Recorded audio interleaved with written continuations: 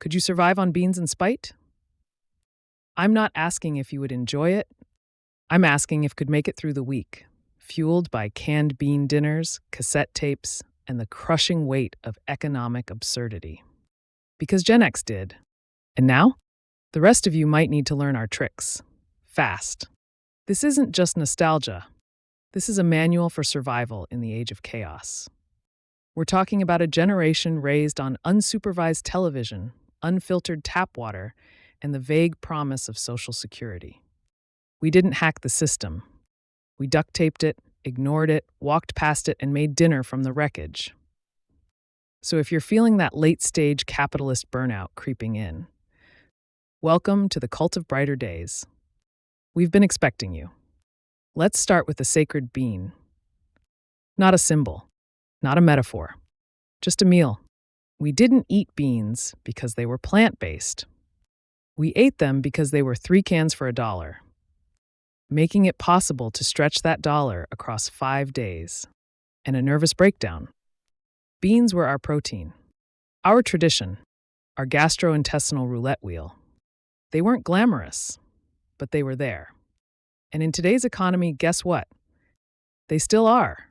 And it wasn't just about what we ate, it was also about how we lived. We didn't call it a side hustle. We just had jobs. Jobs babysitting demon children. Jobs stocking VHS tapes at the knockoff blockbusters.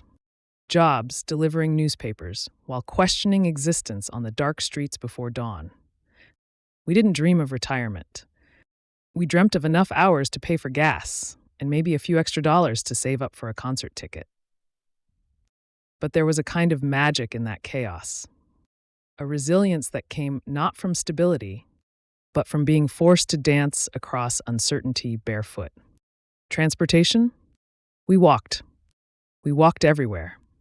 To school, to work, to the arcade, to nowhere in particular.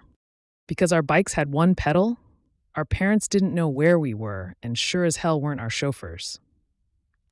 And ride shares. We would have guessed Uber and Lyft were exotic weed strains our pothead older brother was bragging about. No one we knew had a car. Hell, most of us didn't even know someone who had a license. We were raised on blistered heels, convenience store Gatorade, and the vague promise that someone's mom might be coming to pick us up. Spoiler alert, she never came. Walking was free. Walking was meditation. Walking was defiance in sneakers that didn't quite fit. Try it sometime. It might save your life and your Uber budget. Entertainment. We made our own. Mixtapes, backyard performances, sock puppet tragedies with questionable lighting. We didn't binge. We waited. We waited for our favorite song to play on the radio, just once, so we could catch it on cassette. Then if we missed the first note, there were no tears, no pity parties in the corner.